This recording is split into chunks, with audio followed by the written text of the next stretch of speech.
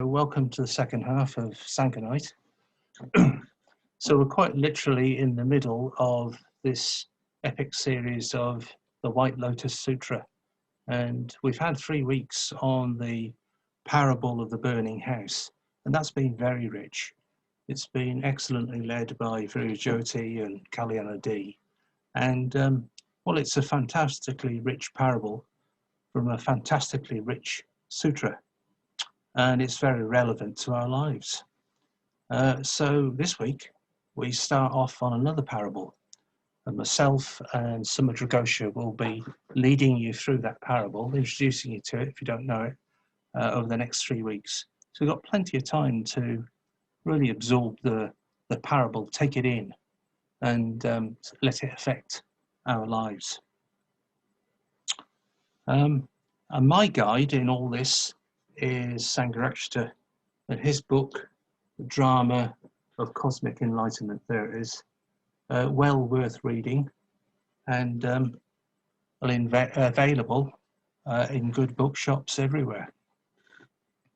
So let's plunge in to the magical world of the White Lotus Sutra, which, as far as we know, originated 2,000 years ago. It's a Mahayana sutra. It's from the Mahayana phase of Buddhism, and it particularly focuses on the mythical and symbolic aspects of Buddhism. There are so many parables in the White Lotus Sutra, actually. There's the parable of the burning house, the parable of the return journey, the medicinal herbs, the imaginary city, the skilled physician, and also the jewel in the garment, which is what I'm going into tonight. A question arises, what is a parable? And I had a look in the dictionary this afternoon. This is what it said. It said it's a human didactic story with a universal message, usually instructive. So in the New Testament, we've got the parable of the prodigal son in the Quran. We've got the parable of the blind man and the sighted man. And also in ancient Greece, of course, we had Aesop's fables. So many of those, all very instructive and meaningful. I think the main point with parables is not to take them too literally. They are not describing literal events. They're just a method to communicate directly something to us, a truth which can be very powerful and life-changing if you're opened up to it. So you've got to get in touch with the kind of more mythical aspect of yourself in order to do that. When it comes to the White Lotus Sutra, I've kind of known the sutra for over 40 years and read it bits and pieces on retreats quite often. But a few years ago, I started to feel that I didn't really fully enter into its more mythical nature. So I decided I wanted to do something about that. I decided I wanted to read the whole of it in one sitting, and I wanted to do that in the middle of a cave. And anyway, in 2005, I was on a 4-month retreat in Guhyaloka Retreat Center, which is in southwest Spain. And I had some time, and you've got time on a 4-month retreat. And it was at the hottest part of the year, and the midday temperature was 42 degrees centigrade. And there we are in this massive valley, mountainous valley in southwest Spain. And I'd heard that there was a cave. I knew there was a cave in the next valley. And so I decided to set off with a rucksack and 3 liters of water and the White Lotus Sutra in my rucksack. And I set off, and I can't describe these massive mountains, the almond trees, the gorse, the Douglas fir tree. It's an extraordinary place. And I felt like Frodo Baggins or Sam Ganji setting off in The Lord of the Rings. That's how it kind of felt. It felt very, very kind of mythical. And when I eventually reached the next valley, in this sun-baked valley, I had to climb for a long way up this escarpment So I eventually found this tiny little hole in the side of the mountain. And I entered into the cave, and of course it massively opened up into this huge, deep gallery which went right down into the earth. And I made my way with my torch. And I lit a candle when I finally got to the bottom and spent several hours reading aloud the White Lotus Sutra. And after that, since that time, the whole sutra has never felt quite the same for me, really. It's always felt completely different and special. Anyway, I'm not suggesting you do that. Don't try this at home, folks. But it's good to kind of get into the mythical element of it. So the sutra's got particular meanings for me, but it might have different meanings for you because we've all had different lives. So a parable will affect you in different ways, different people in different ways. So let's see how that happens for you. I'm going to read the actual parable now from the sutra for you. It's quite short, it's not very long, so you need to sort of get yourself ready to receive each word in a mindful way. So here we go. World-honoured one, it is as if some man goes to an intimate friend's house, gets drunk and falls asleep. Meanwhile, his friend, having to go forth on official duty, ties a priceless jewel within the man's garment as a present and departs. The man, being drunk and asleep, knows nothing of this. On arising, he travels onwards till he reaches some other country where, striving for food and clothing, he labours diligently, undergoes exceeding great hardship, and is content if he can obtain but a little. Later his friend happens to meet him and speaks thus: "Tut, sir, how is it you've come down to this, merely for the sake of food and clothing? Wishing you to be in comfort and able to satisfy your 5 senses, I formerly, in such a year and month, and on such a day, tied a priceless jewel within your garment. Now, as of old, it is present there, yet you in ignorance are slaving and worrying to keep yourself alive. How very stupid. Go you now and exchange that jewel for what you need, and forever hereafter live as you will, free from poverty and shortage." Okay, so that's the parable, and it's kind of written in sort of old-fashioned English. But essentially, a man goes to a house, drinks too much and falls asleep. His friend has to go off to work, but before he goes, he ties a priceless jewel in his clothes. The friend wakes up, doesn't know anything about it, goes off looking for work, and has a hard time making a living. He can only just about make the minimum. Later, he bumps into his old friend who's a bit shocked by his appearance. He says, "Didn't you know I tied a priceless jewel into your clothing? And here you are, slaving away. You can just go and exchange that and stop work and have a good life." So that's it. It's simple, but it's quite a powerful parable. So I'm not going to tell you what it means. I'm not going to do that. It's poetic. You need to make your own connection with it. And remember not to take it too literally. Don't get caught up in all the sort of technical bits and he did this and how could that happen, and don't worry about the logistics. Just engage with the parable and ask yourself, what does it really mean? What does it mean dharmically?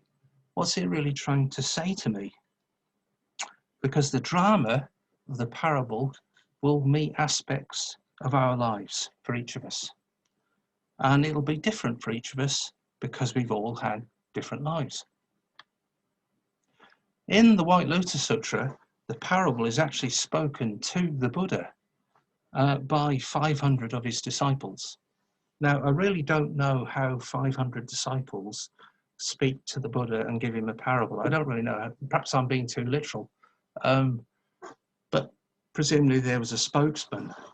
But anyway, this is in response to the Buddha predicting that each of the 500 disciples would become in the future full and perfect Buddhas. And they were very pleased about that. However, they had thought that they were very spiritually developed already. And but because they didn't get upset or they weren't put out about this. They just feel very, very happy that that is going to happen. And out of that realization comes the parable. So somebody says to the Buddha, it's as if some man goes to a friend's house. So that's how the parable arises. That's the context of it.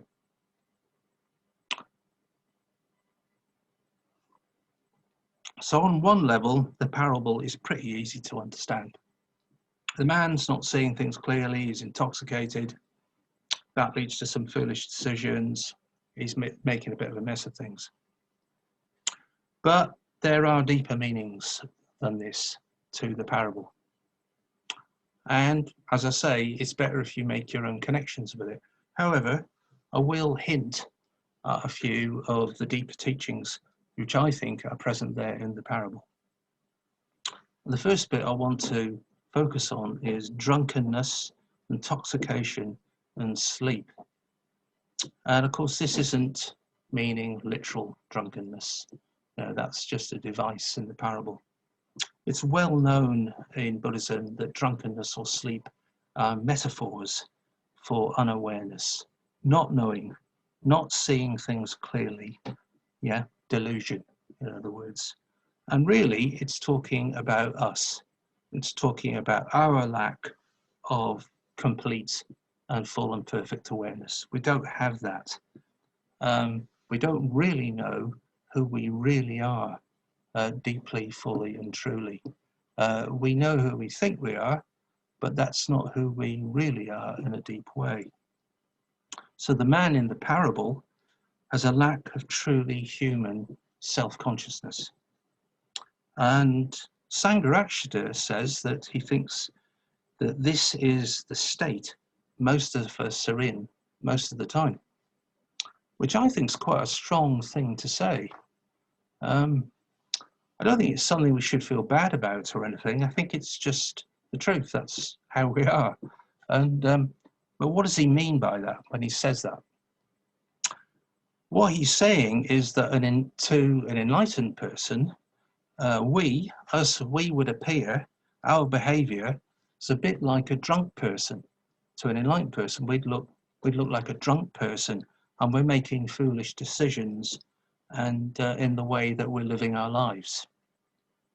So we see the impermanent as permanent.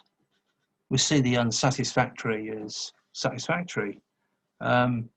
And we see the insubstantial as substantial. So that's what we do.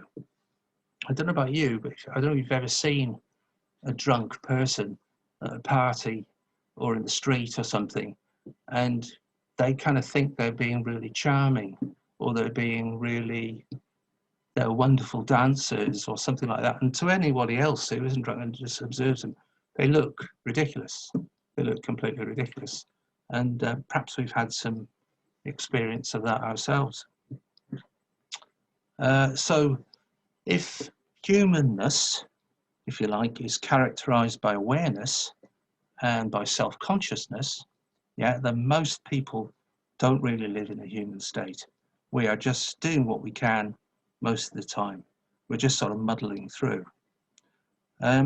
However, to become truly human is actually quite a difficult thing to do.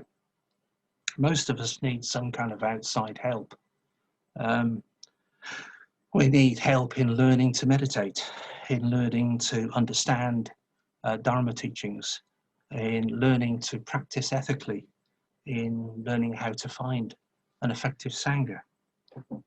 So it's a little bit like, take the analogy of sleep. When we're deeply asleep, we may not find it very easy to wake up, and we might need somebody to come along and wake us up, literally wake us up. I remember a few years ago, I was working in the NHS, and I had to do very early shifts. and there wasn't anybody to wake me up. So I had 3 alarm clocks, and one of them was quite a long way from my bed, so that I had to actually get out of bed at 5 o'clock in the morning and for the early shift. I did have to really wake up. So drunkenness and sleep are metaphors for a lack of awareness or truly human consciousness. So we don't know that we don't know. And this is a kind of intoxication, if you like. But intoxication's not just about narcotics or alcohol. There's many kinds of human intoxication. There's the intoxication of ideas, of views, of obsessions, of busyness, biases, self-importance, even the intoxication of youth. So I think this is what the parable's hinting at. So we need to wake up. We need to wake up. That's what we need to do, to a deeper understanding of reality. And if you look at Jeremy at the moment, he's got a hat on which has got that message on it. There you go, wake up. Thank you, Jeremy, for that. We arranged this beforehand, you know. Okay. We need to wake up. Buddhism actually shows us how we can do that. That's what Buddhism does. It shows us how we can wake up. And this freedom, this waking up, is represented by the priceless jewel in the parable, the priceless jewel that's tied into the garment, the coat or jacket or shirt or whatever it is in the parable, which everyone has. Everybody has got this priceless jewel tied into our garments. That's what we've got. But most of the time, like the drunk man, we don't know that we've got it there. We have no idea that it's there. At least not consciously. Perhaps some of us do have an intuition that it's there. Perhaps some of us kind of know it might be, or something's going to be there. And that little kind of intuition or that little inkling is often what brings us to the Dharma. There can be something in us which kind of knows, that intuits that there's more to life than the 9 to 5. There we are, we're established in our lives. We've got the things we've got, we're doing what we do, we're with the people that we're with. But we may not feel completely satisfied with that life. Existentially, emotionally, religiously. We may not have complete meaning in our lives. We're happy with what we're doing, you know, don't get me wrong, but something's missing, that little sort of feeling that something's missing. And that thing that's missing is often meaning. It's meaning that we haven't got. So existentially, we're kind of flailing around in our lives and we're kind of looking for something. So a bit like the drunk man, we can feel a little bit impoverished somewhere in our lives in that way. We can hit a ceiling in our lives where we feel we're no longer growing. And in Triratna, we've got centres all over the world. And people come into those centres or they visit websites with this issue every day, and they have been doing for a very long time. It's very, very, very common for people to be looking for that extra something, that meaning. And sometimes they find that meaning in Triratna, sometimes they don't. So we have a jewel tied inside our garments, and it's put there by a good friend. And of course, the good friend is the Buddha and his teaching, the way to enlightenment. So this jewel is literally priceless because being in contact with your true self, your deep self, is completely priceless. Nothing else can compare with that. You can be completely free.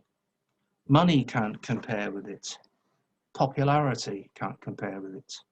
Success can't compare with it. Knowledge can't compare with it. culture can't compare with it.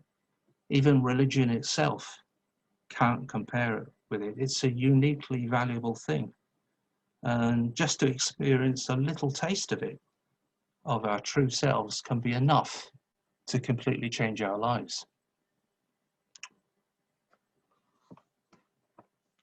So having this jewel tied in to your garment is a great good fortune for us, for each and every one of us. And we can really appreciate that if we reflect upon it. So the jewel is within ourselves, it's within our garment, and we need to find it. We need to take advantage of what it offers, which is considerable. So I've just realized that my computer is not plugged in, so I'm just going to make sure I do that. Hang on a sec.